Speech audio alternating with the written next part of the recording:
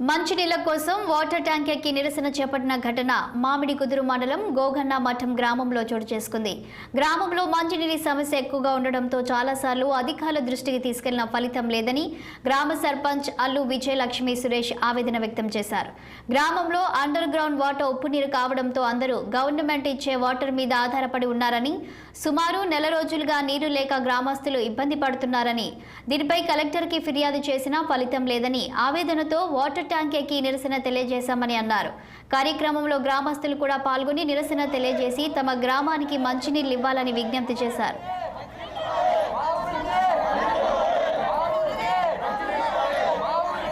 గోగులమఠం సర్పంచ్ మాట్లాడుతున్నాను. మాకు నెలలు బట్టి నీళ్ళ సమస్య బాగా ఎక్కువగా ఉంది. వచ్చినా కూడా ఒక 10 నిమిషాలు వస్తున్నాయి, అందరికీ కూడా సరిపోవట్లేదు.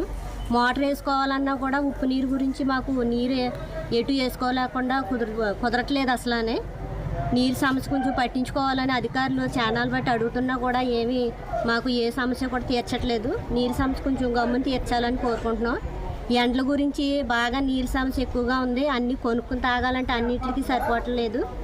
అందు గురించి కొంచెం అధికారులు పట్టించుకుని మాకు నీరు సమస్య గమ్ముని త్వరగా తీరుతారని అడుగుతున్నాం.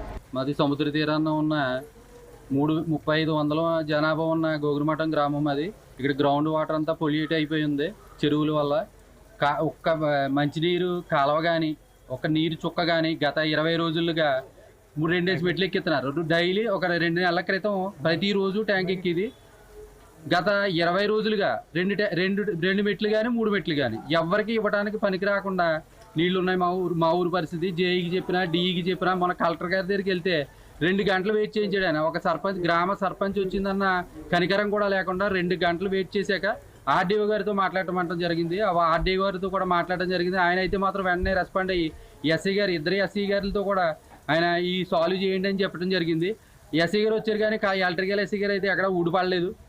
ఈ ఎస్ఐ గారు వచ్చి 10 సంవత్సరాలు పోయి కూడా ఈ ఇబ్బంది ఉంటుంది, ఆ పరిష్కారాలు ఏంటో చూడమన్నా మాకు పరిష్కారం అయితే చూపించకుండా ఆయన వెళ్ళిపోవడం కూడా జరిగింది.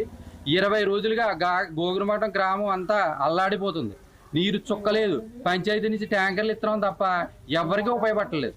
ఎన్ని ట్యాంకర్లు ఇచ్చినా కూడా ఎవరికి ఉపయోగపడలేని పరిస్థితిలో ఉన్నారు. చాలా అధ్వానంగా ఉంది గోగులమఠం పరిస్థితి. అయితే తీర ప్రాంతం అయితే ఉంది.